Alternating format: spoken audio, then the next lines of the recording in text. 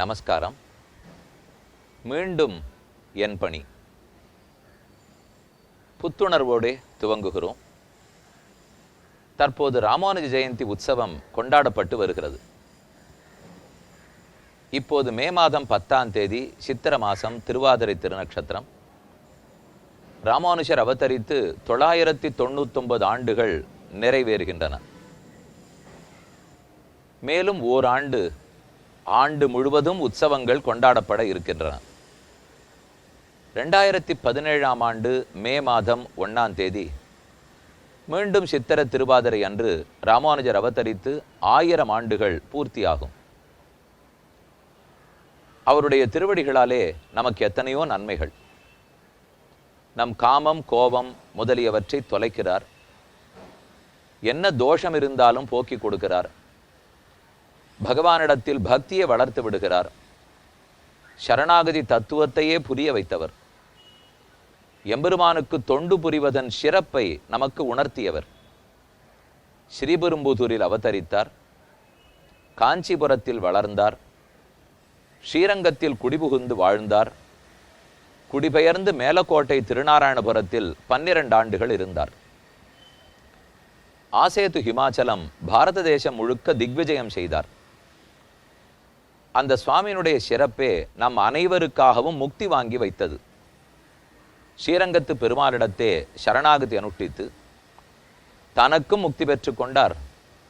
அவருடைய சம்பந்தம் பெற்றிருக்கிற நம் அனைவருக்கும் வாங்கி வைத்தார். திருக்கோட்டியூரில் விமானத்தில் ஏறி உபதேசித்து தான் ஒருத்தன் நரகத்துக்கு போனாலும் மற்ற எல்லாரும் மோட்சம் அடைவதா இருந்தால் தான் சந்தோஷமா ஏத்துக்கிறேன் என்று சொன்ன தியாகி வள்ளல்.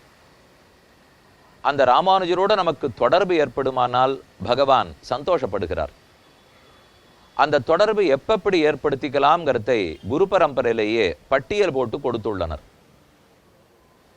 அவருடைய திருநாமங்களை வாயார பாடுவதாலும், அவர் திருவடிகளை நம் தலையால் தீண்டுவதாலும், அவர் ஸ்ரீ பாத தீர்த்தத்தை பெற்றுக்கொள்வதாலும், அவரை பற்றின திருமேனியை தியானிக்கிறபடியாலும், அவருடைய திருமேனியை நம் இல்லத்தில் வைத்துக்கொண்டு அன்றாடம் பூசித்தாலும், இப்படி எத்தனையோ முறைகள் பின்பற்றலாம்.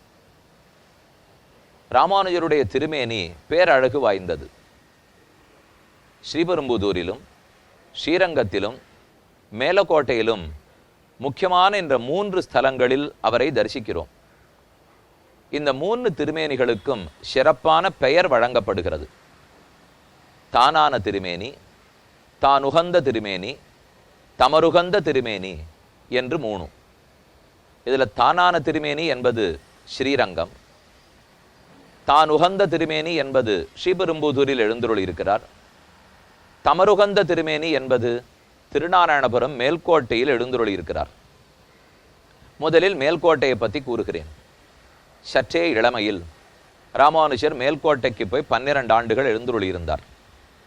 இன்னைக்கும் அந்த சுத்துப்புற கிராமத்துக்கே சென்றாலும் பல பேர் எதிராஜர், ராமானுஜர் என்கிற பேர் கிராமத்திலும் வைத்திருப்பார்கள். 12 ஆண்டுகள் இருந்துவிட்டு ராமானுஜர் புறப்படும் போது அங்கிருந்த பக்தர்கள் எல்லாம் பிரார்த்தித்தனர், உம்மை விட்டு பிரிந்து எப்படி இருப்போம், ஏதேனும் வழி சொல்லும்.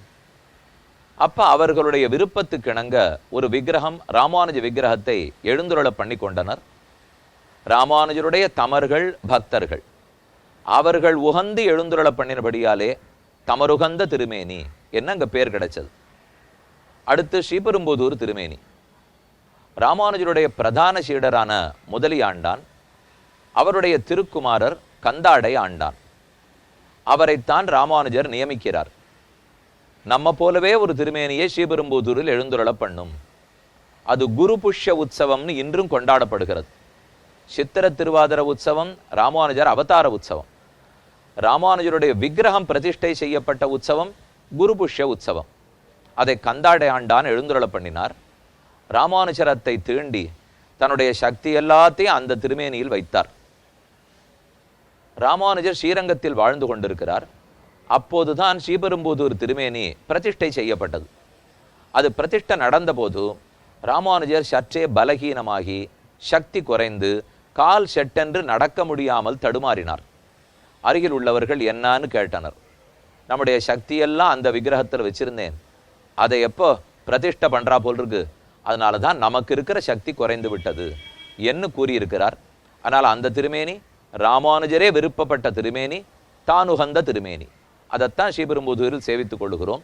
பற்பமெனத்திகள் பைங்கழலுந்தன் பல்லவமே விரலும் பாவனமாகிய பைந்துவர் ஆடை பதிந்த மருங்கழகும் முப்புரி நூலொடு முன்கையிலேந்திய முக்கோல் தன்னழகும் என்ன அழகான ஒரு பாசுரம். இது எம்பார் பாடிய பாசுரம்.